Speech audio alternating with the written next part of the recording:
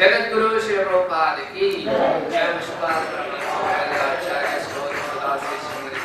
भक्ति सिद्धांत सरस्वती गोस्वामी महाराज प्रभुपाद की अनंत कोटि वैष्णव की श्री कृष्ण चैतन्य नित्यानंद श्री अद्वैत गदाधर श्रीवासादि गौर भक्तवृंद की श्री श्री राधा कृष्ण गोपीनाथ राधा कुंड गोवर्धन धाम की ब्रजभूमि वृंदावन धाम की भारत धाम की मथुरा धाम की पुरुषोत्तम क्षेत्र श्री जगन्नाथपुरी धाम की मायापुर नवदीप धाम की अयोध्या धाम की गंगा माई यमुना माई की भक्ति देव तुलसी महाराज की हरिनाम संकीर्तन की हरे कृष्ण भगवद गीता की एकादशी महोत्सव की पिताय गौर प्रेमानंदे all glories to the Samudra, all glories to the Samudra, all glories to Sri Guru.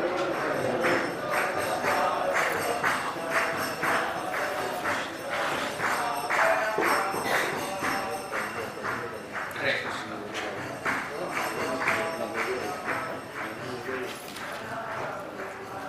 Hare Krishna. అందరినీ మన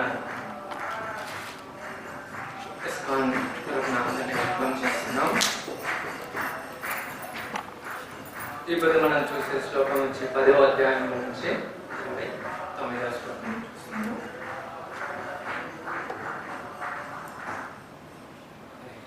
శ్లోకం చదివినప్పుడు మనం భగవంతుని ప్రార్థన చేస్తాం. అందరూ చేయగలుసుకొని కన్ను మూసుకొని ప్రార్థన చేస్తాం. హరే కృష్ణ.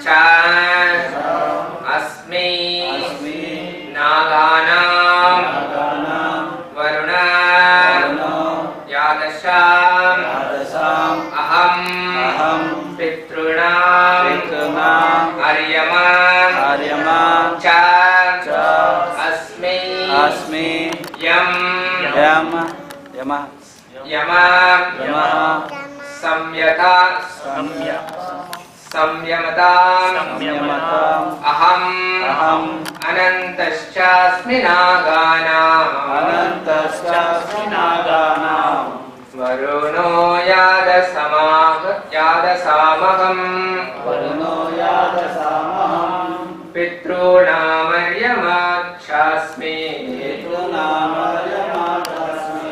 यमा संयमतामहम् अनन्तश्चास्मि नागानाम् वरुणो यादसामहम् पितॄणामर्यमाक्षास्मि यमा संयमतामहम् अनन्तश्चास्मि नागानाम् वरुणो यादसामहम् पितॄणामर्यमाक्षास्मि यमा संयमतामहम्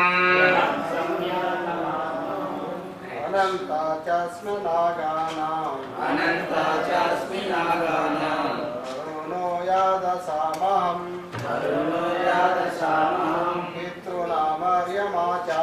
पितॄणामर्यमाचास्मि यमा संयमतामहम् अनन्ताचास्मि नागानां वरुणो यादसामहम् पितॄणामर्यमाचास्मि यमः संयमतामहम्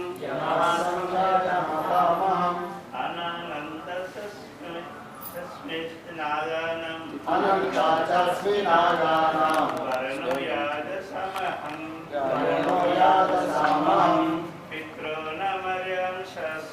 पितॄणामर्यमाचास्मि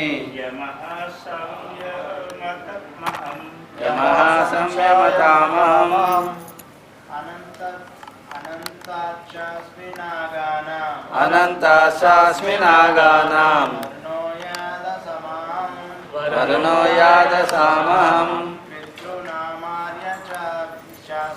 पितॄणामर्यमाचास्मि यमः संयमतामहम्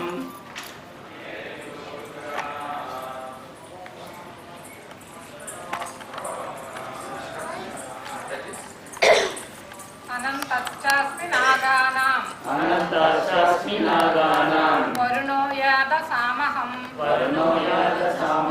पितॄणामर्यमाचास्मि यमः संयमतामहम्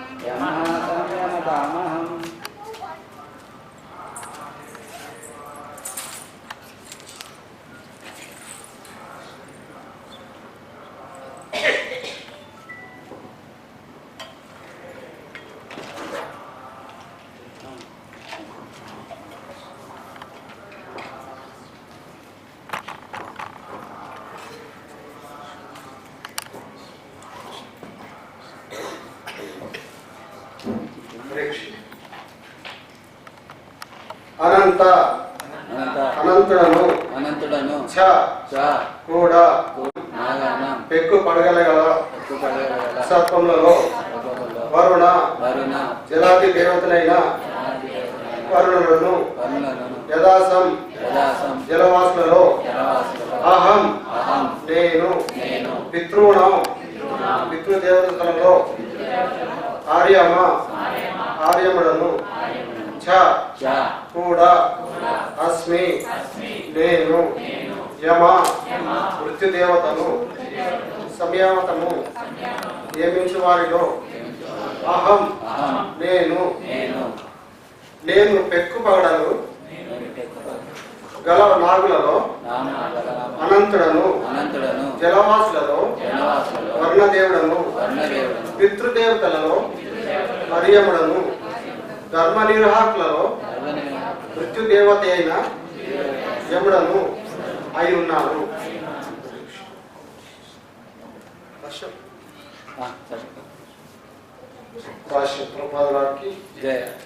జలవాసులలో వరుణదేవుడను గనుడైనట్లు పెక్కుబడనుడు గల నాగులలో అనంతుడు గనుడైనటువంటి వారి ఇరువురును శ్రీకృష్ణుడి ప్రతినిధులు ఆర్యముడు అధిపతిగా గల పితృలోకం ఒకటి కలదు. అతడు శ్రీకృష్ణుడికి ప్రాతినిధ్యము వహించును.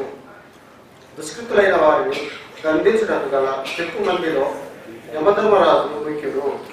ఈ భూలోకమునకు చెరువులో గల లోకమునందే అతడు నిలిచియుడును. మరణాంతరము పాపులు అచ్చటకు కొనిపోబడుగా అతడు వారికి వివిధ రకములైన శిక్షలు విధించుచుండును.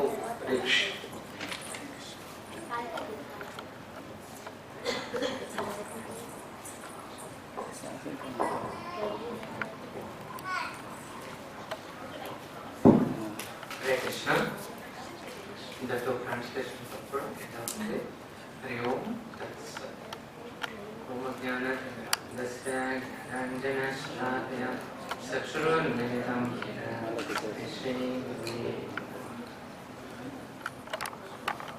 శ్రీచైతన్యమనోభీష్టం స్థాపితం యేన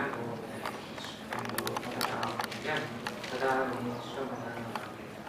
వందే శ్రీరమణకమలం శ్రీగురున్ వైష్ణవం సగణరమణాన్వితం పరిజనా సహితం శ్రీరామకృష్ణపాదాన్ శ్రీరసాకాన్వితం హే కృష్ణ కరుణా సింధు దీనబంధో జగత్పతే గోపేశ గోపికాకాంత రాధాకాంత నమోస్తుతే తప్తకాంచన గౌరాంగి రాధే వృందావనేశ్వరి కృష్ణానుతే ప్రణమామి వాంఛాకల్పతరుపస్య కృపాసింధుభ్యో भावनेभ्यो वैष्णवेभ्यो नमो।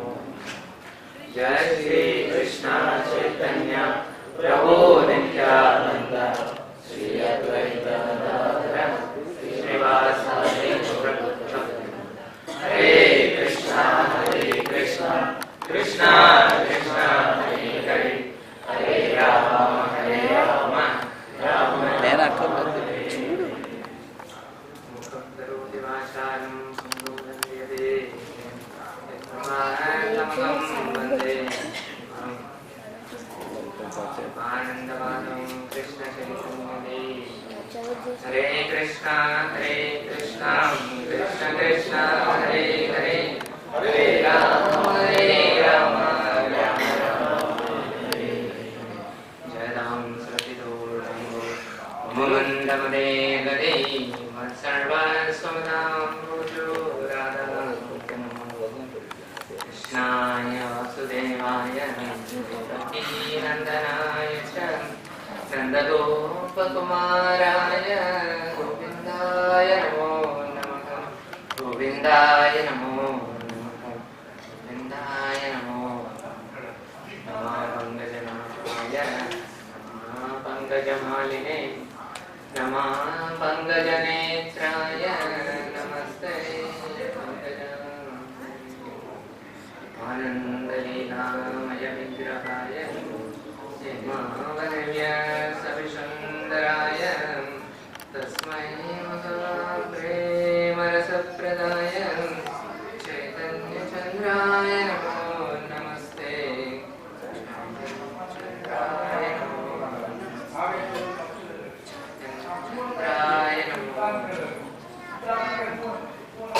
हरे कृष्ण। స్వామిని మన స్వామి తరఫున వెల్కమ్ చేస్తున్నాం. సో ఈరోజు చాలా అతి ఉన్నతమైన రోజు అన్నమాట. ఏకాదశి రోజు, యోగిని ఏకాదశి.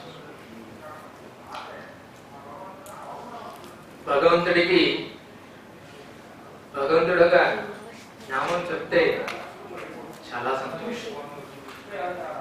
ఇలా ఈ ఒక ఉన్నతమైన రోజుల్లో భగవన్నామం చెప్పేటప్పుడు భగవానికి ఇంకా ఆనందం. సో చాలా సంతోషం.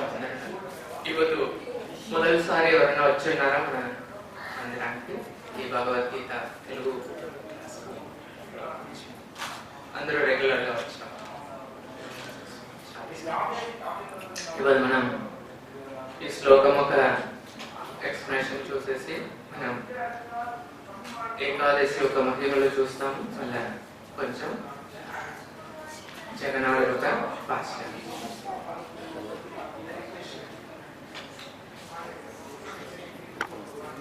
సో మనకు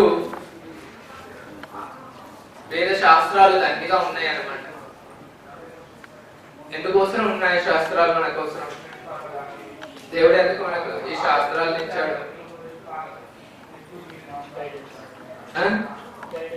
గైడెన్స్.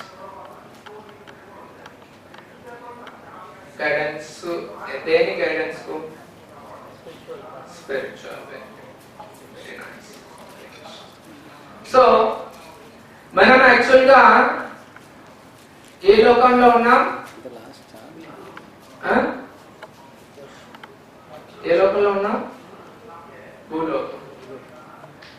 భూలోకం అంటే భౌతిక లోకం అంటారు, మెటీరియల్ ప్లానెట్స్. మనం భౌతిక లోకంలో ఉన్నాం. అందుకే మన చింతనలంతా కూడా ఎలా ఉంది? భౌతికమైన. అయితే వేద శాస్త్రాలోకం మొదటి ఇన్స్ట్రక్షన్ ఏమంటే ఈ భౌతిక లోకం వచ్చి టెంపరీ అన్నమాట, తాత్కాలికమైంది. సో అప్పుడు మన ఆ ప్రభుజీ చెప్పిన మరి స్పిరిచువల్ బెనిఫిట్స్ కోసం ఈ వేద శాస్త్రాలు ఇచ్చింది. అప్పుడు మనము ఇక్కడ ఉండే జాగా ఇది కాదన్నమాట, మనం ఉండే జాగా లేదన్నమాట. ఎలాగో మనం ఈ యొక్క శరీరం తీసుకొని ఈ లోకానికి వచ్చేసాం. అయితే మనం ఈ శరీరంలో నుంచి బయటపడి మళ్ళీ మన స్పిరిచువల్ వైకుంఠ లోకానికి, భూలోక బృందావనానికి వెళ్ళేదానికి దారి చూడాలన్నమాట. అందుకే ఈ వేద శాస్త్రాలన్నీ భగవంతుడు చెప్పాడు. అలాంటి వేద శాస్త్రంలోనే ముఖ్యమైన శాస్త్రం ఈ భగవద్గీత అన్నమాట. అన్నిటికైనా ముఖ్యమైన శాస్త్రం. మనకి ఎన్నో శాస్త్రం ఉంది, రామాయణం, మహాభారతం, భాగవతం ఎన్నో ఉన్నాయన్నమాట. అయితే అన్నిట్లోకైనా ముఖ్యమైన శాస్త్రం ఈ భగవద్గీత అన్నమాట. ఎందుకు ఈ భగవద్గీత అంత ముఖ్యమైనది అలా క్వశ్చన్ వస్తాయి. అయితే మనకు దండిగా శాస్త్రాలు ఉన్నాయి. అయితే ఆ శాస్త్రంలో చూసారంటే ముఖ్యంగా మనకు భగవద్గీతలో చెప్పేది నేను ఎవరు అని తెలిపించేది ఈ భగవద్గీత శాస్త్రం. నేను ఎవరు, భగవంతుడు ఎవరు అని చెప్పించే శాస్త్రం ఇది భగవద్గీత ఒకటే. వేరే ఏ శాస్త్రము లేదన్నమాట. ఏదైనా ఉందా? ఏదైనా ఉందా? ఎన్నో శాస్త్రాలు ఉన్నాయి. అయితే బేసిక్ గా నేను ఎవరు, భగవంతుడు ఎవరు, భగవంతుడికి నాకు ఏమి సంబంధం ఉంది, ఈ భౌతిక లోకం ఏమి, నేనెందుకు ఈ భౌతిక లోకంలో కష్టపడుతూ ఉన్నాను, ఈ కష్టానికంతా ఒక ఎండ్ ఉందా, ఇలాంటి బేసిక్ అయిన క్వశ్చన్స్ ఆన్సర్ చెప్పేది ఈ భగవద్గీత ఒకటే అన్నమాట. వేరే ఏ శాస్త్రం లేదు. అందుకే అంత ముఖ్యమైన శాస్త్రం అన్నమాట. సో అలాంటి ఇంత ముఖ్యమైన శాస్త్రాలు భగవంతుడే చెప్తాడు. 9వ అధ్యాయంలో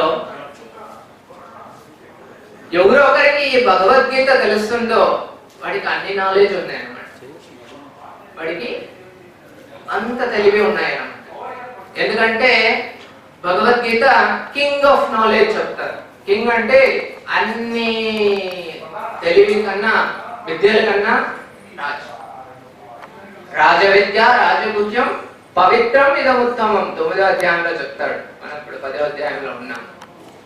సో ఎవరికి భగవద్గీత తెలుస్తుందో వాడు king of all the knowledge. మన దగ్గర ఉంటే నాలెడ్జ్ అన్నిటికన్నా చాలా ఉన్నతమైనది అన్నమాట. అందుకే ఈ భగవద్గీతని మనకు ప్రభుపాదులు వారు చెప్తారు, ఏబిసిడి నాలెడ్జ్ అంటారు. బేసిక్ గా మనకు తెలియవలసిందని ఈ భగవద్గీత. అలాంటి భగవద్గీతని మనం రోజు చదవాలన్నా వద్దా? సో మనం కేవలం శనివారం మాత్రమే చదవాలని లేదు. రోజు మీరు ఇంటికి వెళ్ళినా కూడా జస్ట్ అలా తెప్పి చూడండి, ఒక పేజ్ చదవండి. సో ఎంతమంది చదువుతామని ప్రయత్నం చేస్తున్నారు? Try to read every day. రోజు చదవండి, చాలా మంది. సో భగవంతుడు ఈ భగవద్గీతని మనకు అర్జునుడు ద్వారా మనకు అందించినాడు. శ్రీల ప్రభుపాద్, గురు మహారాజ్, అలా అంత వైష్ణవ కృప వల్ల మనం ఈరోజు 10వ అధ్యాయం వరకు వచ్చిన్నాం. సో 29వ శ్లోకంలో ఉన్నాం మనం. భగవంతుడు పోయిన శ్లోకంలోనే అన్ని వివరించాడు అన్నమాట. ఈ అధ్యాయంలో భగవంతుడు ఒక వైభవాన్ని ఎక్స్ప్లెయిన్ చేస్తున్నాడు. ఎందుకంటే మనమంతా హిందూస్ కదా, హిందూస్ అంటారు కదా. మన ధర్మం ఏమిటి? హిందూ ధర్మం ఏమిటి? సనాతన ధర్మం. సనాతన ధర్మం ఏం చెప్తుంది? సనాతన ప్రభుత్వం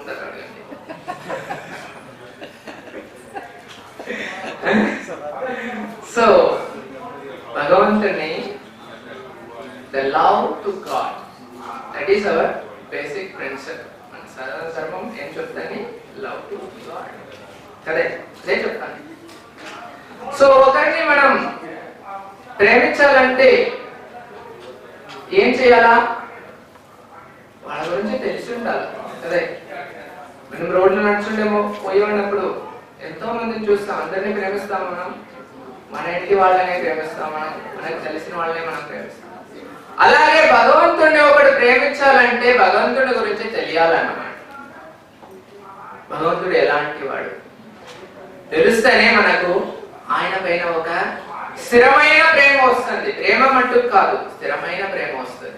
చాలా మందికి ప్రేమ ఉంది, భగవంతుడి పైన ఉంది. అయితే స్థిరమైన ప్రేమ ఎప్పుడు వస్తాయంటే భగవంతుడి గురించి ఫుల్గా తెలుస్తానే వస్తాయి. ఆ స్థిరమైన ప్రేమ తెలియాలంటే భగవంతుడి గురించి తానే వివరిస్తున్నాడు. ఈ అధ్యాయంలో చూసారంటే ఒక 82 వైభవాల్ని భగవంతుడు ఎక్స్ప్లెయిన్ చేస్తాడు. అలాంటి వైభవాల్ని తెలిసేటప్పుడు అర్జునుడు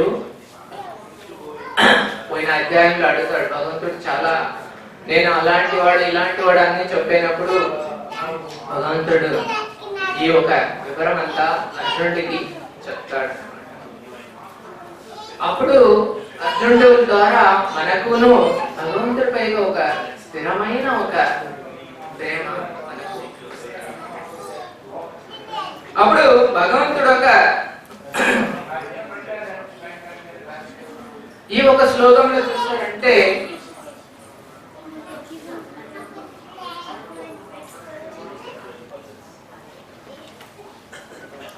అనంతశ్చాస్మి నాగానాం వరుణో యాదసామహం పితॄణాం అర్యమశ్చాస్మి యమః సంయమః.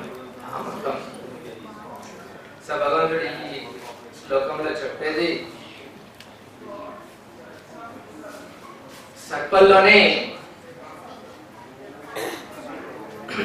ఉన్నతమైన సర్పం వచ్చి అనంత, ఎందుకంటే భగవంతుడే సైనిస్తున్నాడు అన్నమాట కదా. అలాంటి ఒక గొప్పదనాన్ని భగవంతుడు చెప్తాడు అన్నమాట. అదే మాదిరి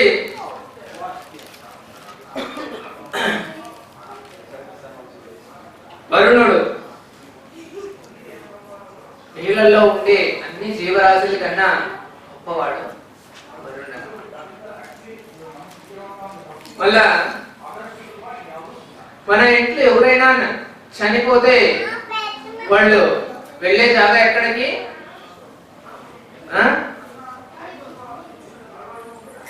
పితృలోకం అంటారు.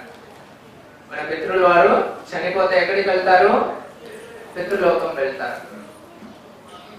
పితృలోకంలో ఒక హెడ్ ఉంటారు. ఎవరది? పితృలోకం హెడ్ ఎవరు?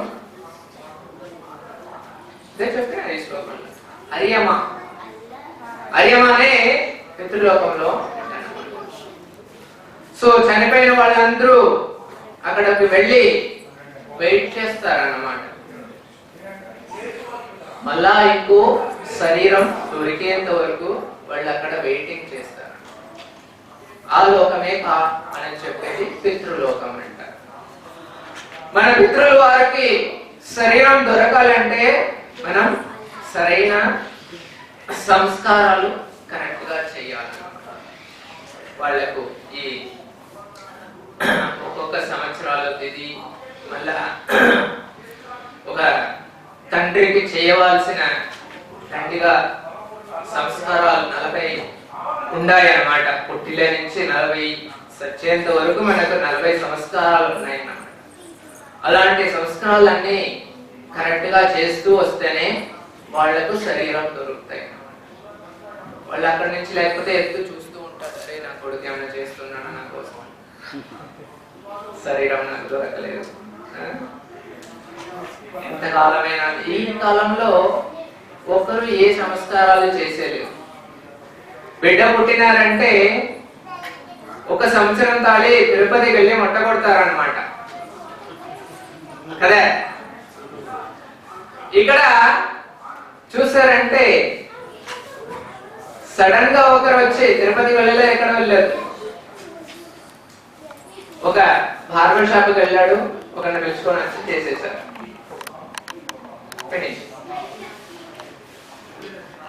అది కూడా చేయలేదు, మొత్తంగా గుర్తుపట్లే హెయిర్ కట్ చేశారన్నమాట. అరే ఇలాంటి ఒక సంస్కారం ఉంది గుండు కొట్టేది, మీకు తెలియదా అంటే అలా మా ఇంట్లో అదంతా లేదు. సో ఈ కాలంలో ఏవి తెలుసుకునేది. అందుకే పితృలోకంలో మన పేరెంట్స్ కష్టపడుతుంటారు. సో శ్రీల ప్రభుపాద గారు చెప్తారు, ఈ నరసింహ భగవాన్ లీలలో చూసారంటే హిరణ్యకశిపుని నరసింహదేవుడు వధం చేస్తాడు. అప్పుడు ప్రహ్లాదుని దగ్గర నరసింహ భగవాన్ అంటారు, నీకేం వరం కావాలని కోరుకోస్తాడు. అప్పుడు మా తండ్రి తెలియకుండా చేశాడు, ఆయనకు ఈ సంసార దీంట్లో నుంచి ఆయనకు లిబరేషన్ ఇవ్వండి, ముక్తి ఇవ్వండి అంటారు. భగవంతుడు ఏం చెప్తాడు, నీలాంటి ఒక శుద్ధ భక్తుడు ఉండేటప్పుడు నీ తండ్రి మాత్రం కాదు, తండ్రికి పైగా 7 జనరేషన్స్ ఆల్రెడీ ముక్తి పొందేశారంట. అలా భగవంతుడు చెప్తాడు. అలా ఒకడు తన తండ్రికి మంచివి చెయ్యాలంటే భగవంతుడు ఒక భక్తి చేశాడంటే ఇలా మన పితృలు వారు పితృలోకంలో పోయి ఇక్కడ వెయిట్ చేయాల్సిన అవసరం లేదు. సో శుద్ధ భక్తుడు అయినారంటే అదే మీ తల్లిదండ్రులకి చేసే మంచి కార్యాలు. సో మళ్ళీ చూసారంటే యమరాజు పనిష్మెంట్ ఇస్తాడు అనమాట. ఎవరంతా తప్పు కార్యాలు చేస్తారో వాళ్ళంతా యమరాజు దగ్గర పనిష్మెంట్ తీసుకుంటారు. అయితే ఈ భక్తి సేవలో ఎప్పుడు వస్తారో వాళ్ళు యమరాజుని మీట్ చేయాల్సిన అవసరమే లేదు. ఎప్పుడొకరు భగవత్ సేవలో ఉంటారో వాళ్ళు, ఎందుకంటే దీనిలో చెప్తారు మన భూలోకానికి దగ్గర ఉంటాయి అంట. యమలోకం ఎక్కడ ఉన్నాయంటే దగ్గరనే ఉన్నాయి. అందుకే సచిన వెంటనే 16 రోజులు అక్కడ వెళ్ళిపోతారు. ఆ 16 రోజుల్లో కూడా చూసారంటే 11 రోజులు 16 రోజులు చెప్తారు కదా చనిపోయినాక. ఆ రోజుల్లో భక్తి కార్యాలు చెయ్యాలన్నమాట. ఆ చనిపోయిన ఆ జీవు కష్టపడకుండా ఉండాలంటే ఆ జీవుడికి కోసం మనం భక్తి కార్యాలు ఆ పీరియడ్ లో చేయాలన్నమాట. అప్పుడే లేకపోతే వాళ్లకు పనిష్మెంట్ పెరిగిపోతాయి అన్నమాట. మన ఇంట్లో వాళ్ళు వాళ్ళ కొడుకులు మంచి కార్యాలు చేసేటప్పుడు యమధర్మరాజు చూసి వాళ్లకు దండనే తగ్గిస్తాడు, పనిష్మెంట్ ని తగ్గిస్తాడు అన్నమాట. సో అయితే భక్తులు ఎప్పుడు భగవన్నామం చెప్తూ భగవత్ సేవలో ఉండేటప్పుడు హరే కృష్ణ కృష్ణ కృష్ణ హరే హరే హరే రామ రామ రామ హరే హరే అలా ఉండేటప్పుడు యమధర్మరాజు దగ్గర వాళ్ళు ఎప్పటికీ వెళ్ళేది. యమధర్మరాజు వాళ్ళ శిష్యులకు ఆర్డర్ చేస్తారన్నమాట, ఎవరంతా భగవంతుడికి ముందు తల వంచలేదో వాళ్ళనంతా ఇక్కడికి తీసుకెళ్ళరా అంట. అందుకే మనం ఎక్కడంతా భగవంతుడిని చూస్తారో సాష్టాంగంగా పడి నమస్కారం చేయాలి. అప్పుడు మనం యమధర్మరాజుని చూడాల్సిన అవసరం లేదు. ఇలా భగవంతుడు తన వైభవాల్ని కంటిన్యూస్ గా చెప్తూ వస్తూ ఉన్నాడు. సో భగవంతుడు ఈ యొక్క వైభవాల్ని విన్నప్పుడు అర్జునుడికి భగవంతుడి పైగా, ఎందుకంటే చూసారంటే ప్రభుపాద గారు మొదటి అధ్యాయంలోనే రెండో అధ్యాయంలోనే వివరిస్తారు. ఎక్కడంతా అర్జునుడు మాట్లాడతాడు అక్కడ అర్జునో వాచ చెప్తారు. ధృతరాష్ట్రుడు మాట్లాడినప్పుడు ధృతరాష్ట్ర వాచ అంటారు, సంజయ మాట్లాడినప్పుడు సంజయ వాచ అంటారు. అయితే కృష్ణుడు మాట్లాడినప్పుడు మటుకు కృష్ణ వాచ లేదు, భగవాను వాచ. సో భగవాన్ అంటే ఏమని ప్రభుపాద వారు ఎక్స్ప్లెయిన్ చేస్తారు. పరాశర ముని వారు చెప్పిన మాట, భగ అంటే మీకు తెలుసుగా, భగ అంటే ఆరు అన్నమాట. వాన్ అంటే ఎవరు పొసెస్ చేస్తారో ఆ ఓపులెన్సెస్, 6 ఓపులెన్సెస్. భగవంతుడికి 6 ఐశ్వర్యాలు ఉన్నాయన్నమాట. ఆ 6 ఐశ్వర్యాలని కంప్లీట్ గా ఎవరు ప్రొసెస్ చేస్తారో వాళ్ళని భగవాన్ అంటారు. ఆ 6 ఐశ్వర్యాలేమి, what are the 6 opulences of the Lord?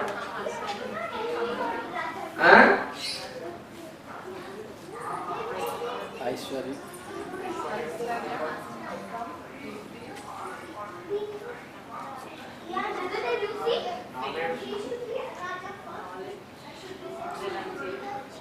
అలా 6 opulences ఉన్నాయి. మనం చూసారంటే ఈ సినిమా యాక్టర్స్ ఎవరన్నా ఎక్కడికన్నా మీరు ఎక్కడైనా షాపింగ్ మాల్ ఎక్కడికన్నా వెళ్ళారంటే వాళ్ళని చూసే దానికోసం వెంటనే ఒక పెద్ద గుంపులు వచ్చేసాయి.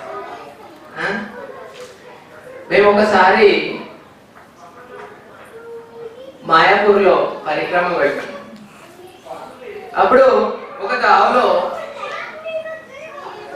ఒక పాశ్చం జాగాలో వెళ్ళాం. అప్పుడు సడన్ గా ఒక పెద్ద గుంపులు వచ్చాయి. అరగంట సేపులో అందరూ వెళ్ళిపోయారు. అక్కడ ఉండే వాళ్ళ దగ్గర అడుగుతాం, ఏం జరిగిందంటే ఇక్కడ ఒక మినిస్టర్ వచ్చారు, ఆయన్ని చూసే కోసం అందరూ వచ్చారు. ఆయన వెళ్ళిపోయినాక అందరూ వెళ్ళిపోయారు. అలా ఈ లోకంలో ఒకరొకరికి ధనవంతులు ఉంటారు, వాళ్లకు స్పెషల్ మర్యాద ఉంటాయి. అందమైన వాళ్ళని చూస్తే మనం అట్రాక్ట్ అయిపోతాం. ఎవరైనా శక్తి జాస్తిగా ఉంటే వాళ్లకు మనం అట్రాక్ట్ అయిపోతాం. ఇలా ఈ అన్ని కలిసి ఒకరు ఉన్నారంటే అది భగవంతుడు ఒక్కడే. భగవంతుడికి ఉండే అందం వేరెవరికి లేదు. భగవంతుడికి ఉండే శక్తి ఎవరికి లేవన్నమాట.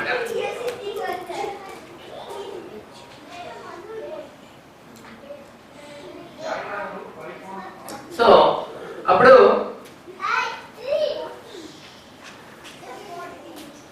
అన్ని ఉపలెన్సెస్, శక్తి, అన్నము, తెలివి, ఇలా రినౌన్సియేషన్ అన్నీ కలిసిన వాడు భగవంతుడు శ్రీకృష్ణుడు. అప్పుడు అన్ని ఉండే భగవంతుడి దగ్గర మనం వచ్చి అట్రాక్ట్ అవ్వాలన్నమాట.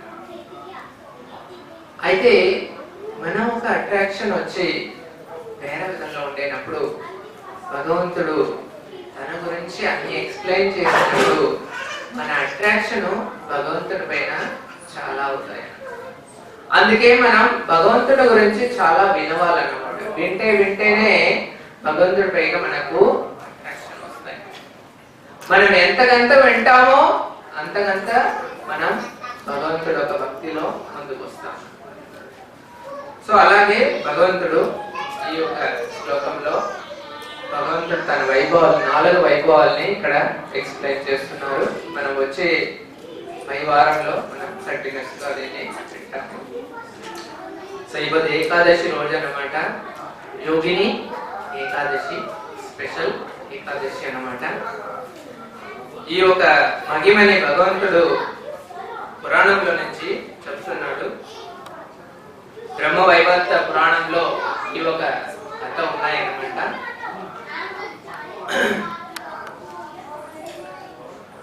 ఒకసారి యుధిష్ఠిర మహారాజు శ్రీకృష్ణుడు వారి దగ్గర అడుగుతున్నారు, ఈ ఒక యోగిని ఏకాదశి ఒక మహిమల్ని గురించి చెప్పమని అడుగుతున్నారు. అప్పుడు యుధిష్ఠిర మహారాజుకి భగవంతుడు చెప్తాడు ఒక మహిమ. ఎప్పుడంట ఎవరు ఈ ఒక భగవంతుడు ఒక ఈ ఏకాదశి మహిమని వింటారో, పాలిస్తారో వాళ్లకు అన్ని పాపాలు తొలగిపోతాయని భగవంతుడు చెప్తారు. అప్పుడు భగవంతుడు శ్రీకృష్ణుడు యుధిష్ఠిర మహారాజు దగ్గర ఈ ఏకాదశి, యోగిని ఏకాదశి ఒక మహిమని చెప్తారు.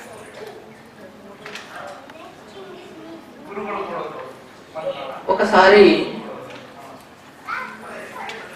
కుబేరుడు దేవతలకంతా ట్రెషరర్ అన్నమాట. అందరికి లోన్ ఇస్తారు. లోన్ కావాలంటే తీసుకోవచ్చు. తిరుపతిలో ఉండే శ్రీనివాస పెరుమాళ్ పెద్ద లోన్ తీశారన్నమాట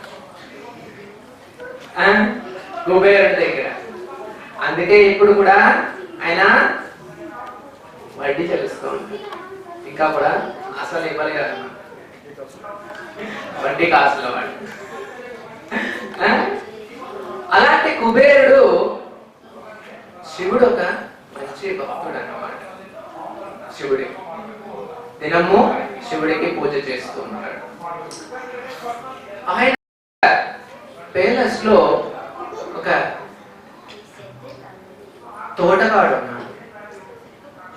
ఆయన పేరు హేమమాలి. శివుడు పూజకు ఆయన అన్ని పుష్పాలన్నీ అరేంజ్ చేస్తాడు. శివుడు పూజకి కుబేరుడు ఒక పూజకు అన్ని సామాన్లు తెచ్చి పుష్పాలన్నీ తెస్తాడు. రోజు ఈ కైలాసంలో మందాకిని ఎవరి దగ్గర ఉండే తోటలో నుంచి పూలు కోసుకొచ్చి ఇస్తారు. అలా రోజు ఈ సేవ చేస్తూ ఉన్నారు.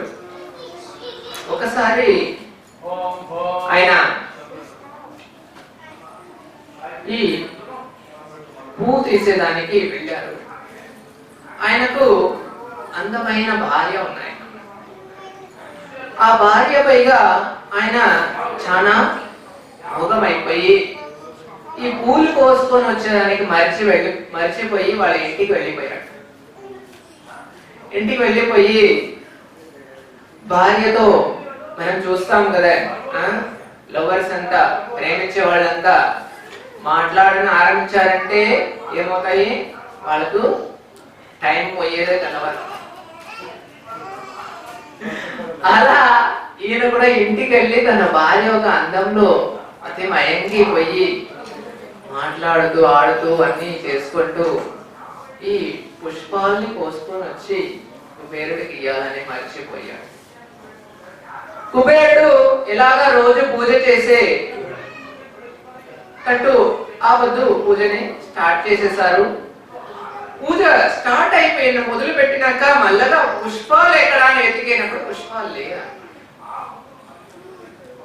చాలా కోపం అయిపోయింది. పూజకు పుష్పాలు చాలా ముఖ్యమైన వస్తువు అన్నమాట. అప్పుడు వెంటనే కోపం వెళ్ళి వాళ్ళ ఒక మెసెంజర్స్ భటులు పిలిచి ఈ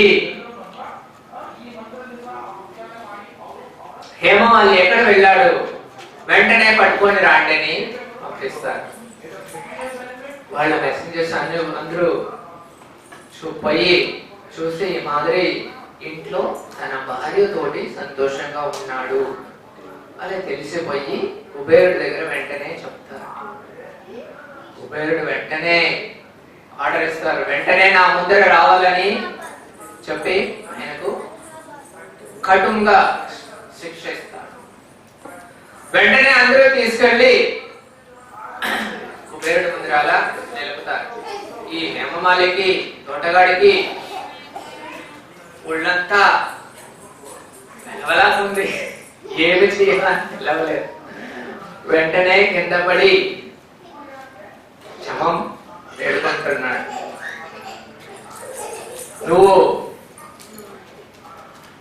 ముఖ్యమైన ఈ ఒక రూఢిని మర్చిపోయి నువ్వు ఇలా చేశావు. నువ్వు అందువల్ల నీ భార్య దగ్గర నుంచి నీ దూరంగా వెళ్ళి నువ్వు ఈ కుష్ఠరోగం వచ్చి కింద లోకానికి వెళ్ళి కష్టపడాలా అని శాపం ఇస్తాడు. వెంటనే ఆయనకు కుష్ఠరోగం వచ్చి కింద లోకానికి పోయి పడిపోతాడు. లేచి చూస్తాడు, ఒక పెద్ద అడవిలో ఉన్నాడు అన్నమాట. ఆ అడవిలో తినేదానికి ఏమీ లేదు, నీళ్లు లేదు, ఏమీ లేదు. అలా చాలా రోజులు కష్టపడతాడు. అలా చాలా రోజులు ఒక చలిలోనూ ఎండలోనూ అన్ని కష్టాల్లోనూ, ఎందుకంటే కుష్ఠరోగం వచ్చారంటే ఒళ్ళంతా నొప్పి వస్తాయి అన్నమాట. నిద్రపోయే కాదు, కూర్చునే కాదు, ఏమి చేసే కాదు, అలా చాలా కష్టపడతాడు. అయితే కూడా ఆయన ముందు ఎలా ఉన్నారు అన్ని ఆయనకు చాలా జ్ఞాపకం ఉండేటప్పుడు స్థిరమైన శివుడికి సేవ చేసిన అందువల్ల ఆయనకు అదృష్టం వల్ల ఆ ఒక హిమాలయం ఫారెస్ట్ కొండల్లో ఒక ఋషిముని వెళ్ళి చూస్తాడు. మార్కండేయ ఋషిని చూస్తాడు. అప్పుడు ఆయన్ని చూసేటప్పుడు చాలా సంతోషం వెళ్ళింది. చాలా దూరంలో నుంచి ఆయనకు నమస్కారం చేస్తాడు. చేసిన వెంటనే ఈ భగవంతుడు ఒక భక్తులు ఋషులంతా ఎప్పుడుమే తన ఒక స్వయంగా కాకుండా మిగతా వాళ్ళకు సేవ చేసేవాళ్ళు అన్నమాట. అప్పుడు ఈ కుష్ఠరోగి నమస్కారం చూసి దగ్గర రమ్మని పిలుస్తాడు. నువ్వు ఏం పాపం చేశావు, ఎందుకు ఇలా కష్టపడుతున్నావు అని అడుగుతారు. అప్పుడు వెంటనే ఆయన చెప్తారు, ఈ మాదిరి నేను యక్షుడు కుబేరుడు ఒక స్థలంలో నుంచి ఇలా శాపం వల్ల ఇలా ఉంటానని చెప్పి చెప్తారు. వెంటనే ఆయన నిజం చెప్పినావు కానీ నువ్వు చాలా సంతోషపడి ఆయన ఉపాయం చెప్తాడు, ఎలా ఈ ఒక పాపంలో నుంచి బయట వచ్చేదని. ఈ యోగిని ఏకాదశి వస్తుంది, అప్పుడు నువ్వు ఇలా వ్రతం ఉన్నావంటే నీకు ఈ ఒక కష్టంలో నుంచి బయటికి వస్తావని ఉపాయం చెప్తారు. వెంటనే ఆయన సంతోషపడి ఈ నీవులు చెప్పినట్లుగా వ్రతం అంటారు. మళ్ళా ఆయనకు ఆ రోగం వెళ్ళి మళ్ళా అందమైన ఆ హేమమాలి యొక్క శరీరం దొరుకుతుంది. వెంటనే ఆయన ఉపయోగ లోకంలో వెళ్ళి తన భార్యతోటి సంతోషంగా ఉంటారు. ఇలా చెప్పి కృష్ణుడు కన్క్లూడ్ చేస్తారు. అలాంటి ఫలితం ఉన్నాయన్నమాట. అది కూడా కాకుండా 80,000 బ్రాహ్మణులకు మనం భోజనం పెట్టామంటే ఎంత ఫలితం ఉందో అంత ఫలితం ఈ ఒక యోగిని ఏకాదశి నాడు వ్రతం ఉన్నారంటే అంత ఫలితం దొరుకుతుందని భగవంతుడు చెప్తారు. ఈ అన్ని యుధిష్ఠిర మహారాజుకు భగవంతుడు చెప్పేది బ్రహ్మ వైవర్త పురాణంలో రికార్డ్ అయ్యిందన్నమాట. అందుకే మనం ఒక్కొక్క నెలలో వచ్చే 2 ఏకాదశిలోనూ మనకు చాలా ముఖ్యమైనది అన్నమాట. ఏకాదశి రోజు మనం ముఖ్యంగా అట్లీస్ట్ వ్రతం ఉండేది చాలా మంచిది అన్నమాట. అట్లా ఉండకపోతే కూడా మనం గ్రెయిన్స్ తినకుండా గ్రెయిన్స్ అండ్ గ్రెయిన్స్ అవాయిడ్ చేసి మనం ప్రసాదం తీసుకునేటప్పుడు మనకు ఈ ఏకాదశి ఫలితం మనకు దొరుకుతాయి. యోగిని ఏకాదశి మహోత్సవకి మనకు next week Saturday, Thursday, Friday Ratha Yatra ఉంది అన్నమాట. శనివారం రోజు మనకి ఇక్కడ అనంత బజార్ ఉంది అన్నమాట. అనంత బజార్ అంటే జగన్నాథుడుగా ప్రసాదం ఫెస్టివల్. సో జగన్నాథుడు ఒక ప్రసాదం దొరికేది చాలా పూర్వం అన్నమాట. ఎంతమంది జగన్నాథ ప్రసాదం తిని ఉంటారు?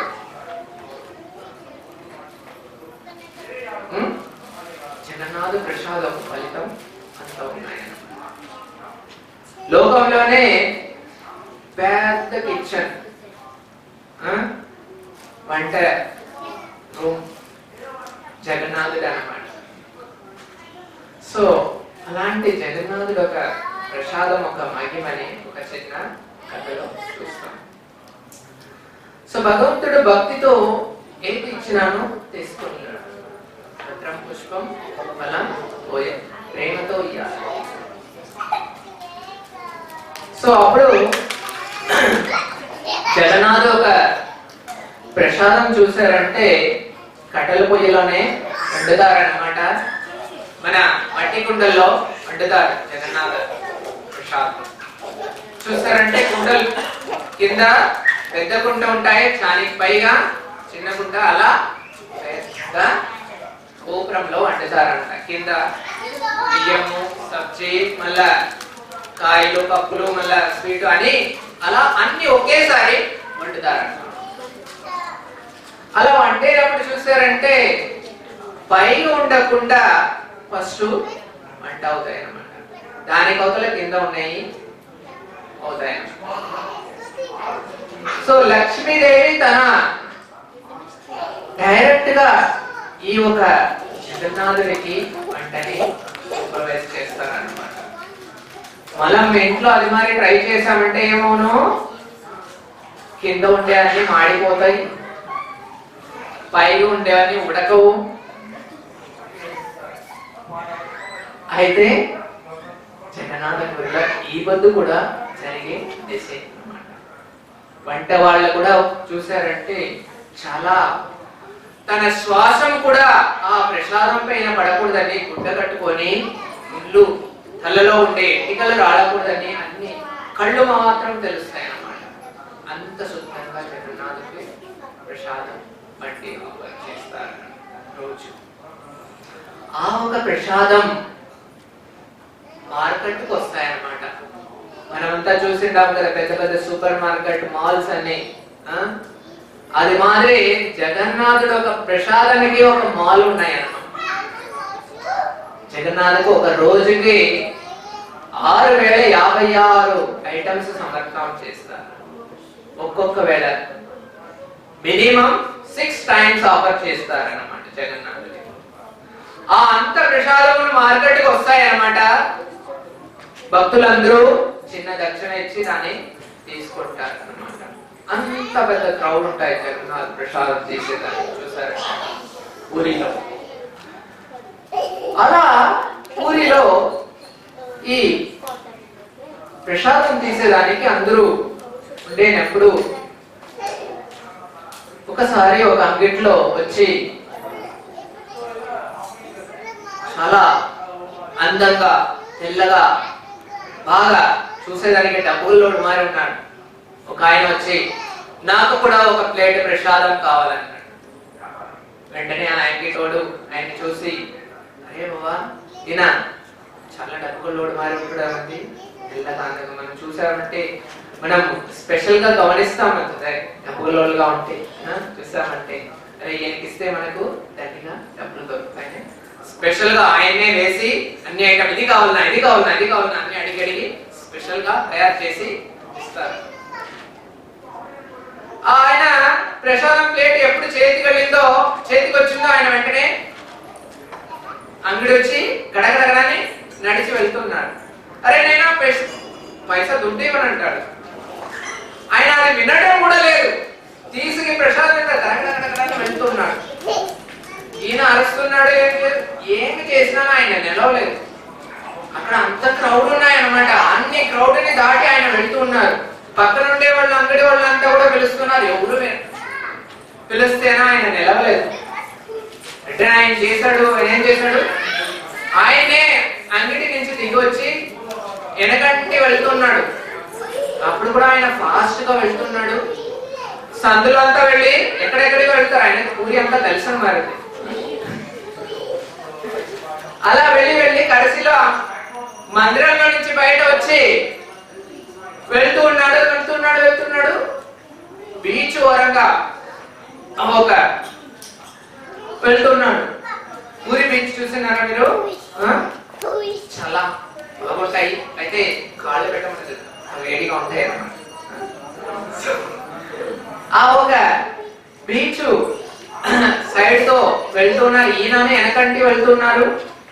ఆయన అంత ఫాస్ట్ గా వెళ్ళేటప్పుడు కూడా చూస్తారంటే ఆయన పాదాలు ఒక్క పాదం కూడా కింద పడలేదన్నమాట. గాలిలోనే నడుస్తూ పోతున్నాడు. ఆయన చూసినప్పుడు ఆయనకు కొంచెం భయం వచ్చింది. అరే ఈ యొక్క భూతాలు మారేంటే ఉండకపోతే శాస్త్రంలో ఉండకపోతాయి, ఎవరైనా అని అరిచారు.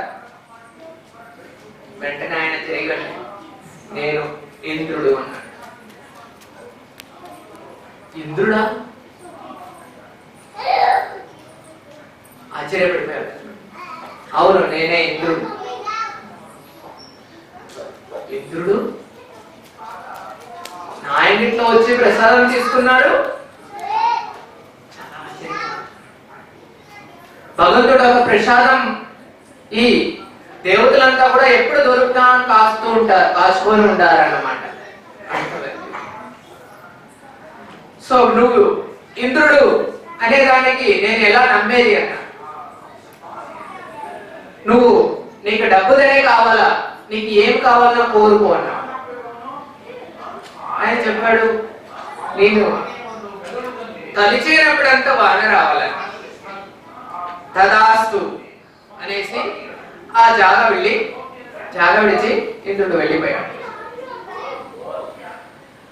ఈయన దారి అంతా సంతోషంతో అరే నా అంగడికి ఇంద్రుడు వచ్చాడు అని ఆనందంతో తిరిగి వస్తాడు. పక్కన ఉండే వాళ్ళంతా అడుగుతారు, అరే డబ్బు దొరికిందా, ఆయన ఇచ్చారా? లేదంట. మరి ఇంత సంతోషంగా వస్తున్నావు?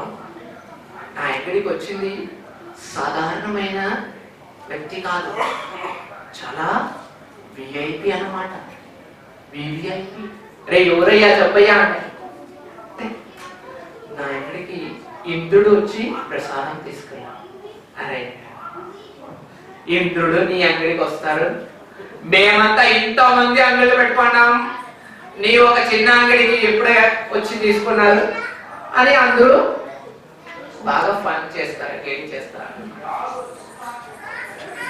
సరే, నువ్వు ఇంద్రుడిని చూసావు అనే దానికి ఏమి నిశ్చయం, ఏమి ఆయన చూసినావు అనేది నేను ఎలా నమ్మేదంటే, ఆయన నాకు చెప్పారు,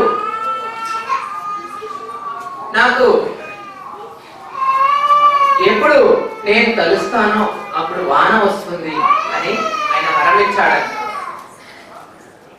సరే ఎదుగో చూపి వాన వస్తుందో చూస్తాం, అప్పుడు మేము నమ్ముతామని వెంటనే ఆయన ఇంద్రుడిని ప్రార్థన చేస్తున్నారు, ఇప్పుడు నాకు వాన రావాలని. వెంటనే అక్కడ అన్ని మేఘాలు వచ్చాయి, భయంకరమైన పెద్ద జోరుగా వాన పడేది. అందరూ వెంటనే పరిగెత్తి వెళ్ళి వాళ్ళ ప్రసాదములన్నీ కవర్ చేస్తున్నారు. అప్పుడు అందరూ అడుగుతారు, అరే ఇంద్రుడిని నువ్వు ఎక్కడ చేసావు, ఎక్కడ చూసావు అంటే ఆ జాగా చూపి ఎక్కడి నుంచి వెళ్ళారంటే ఈయన ఆ జాగాని పిలుచుకొని పోయి చూపిస్తారన్నమాట. ఇదే ఈ జాగాల నుంచే ఆయన వెళ్ళి పైకి వెళ్ళారని చెప్తారు. అప్పుడు ఆ జాగా ఇప్పుడు కూడా అక్కడ ఉన్నాయన్నమాట. ఆ ఒక జాగాని స్వర్గద్వారం అంటారు, ఇప్పుడు కూడా ఉన్నాయన్నమాట. ఆ జాగాని ఇప్పుడు పెద్ద శ్మశానంగా చేశారు అన్నమాట. ఎందుకంటే అక్కడ చనిపోయే వాళ్ళు నేరుగా స్వర్గానికి వెళ్తారని ఇప్పుడు కూడా ఆ జాగాని మనం చూడవచ్చు. అలా భగవంతుడు ఒక జగన్నాథుడు ఒక ప్రసాదం దొరికేది అంతా అద్భుతం అన్నమాట. అలా జగన్నాథుడు ఒక ప్రసాదం మనకి ఇక్కడ రోజు దొరుకుతున్నాయి అన్నమాట. సో మనం ఎంత అదృష్టవంతులు అన్నమాట. సో నెక్స్ట్ వీక్ మనకు సాటర్డే మోస్ట్లీ మనకు క్లాస్ ఉండవు అనమాట. ఇక్కడ ఆనంద బజార్ ఉండే అనమాట. అందువల్ల అందరూ వచ్చి జగన్నాథుడు ఒక ప్రసాదం తీసుకొని ఆనందించాలని వేడుకుంటున్నాం. హరే కృష్ణ. భగవద్గీత సిటీస్ కి, జగన్నాథ బలదేశ ఉద్భ్రామరాణి కి, శ్రీ ప్రభుపాద కి, గురుదేవ్ కి. హరే కృష్ణ. మెయిన్ కాల్ వెళ్తాం. ఇక్కడ ప్రభుజీ ఒక చిన్న అనౌన్స్మెంట్. శనివారంలో సేవ చేయాలని అనుకునే వాళ్ళు వాళ్ళ పేరుని బ్రజనారాయణ ప్రభు దగ్గర ఏమని చెప్తున్నారు. సో ఎవరంతా శనివారంలో సేవ చేయాలని ఉన్నారో వాళ్ళందరూ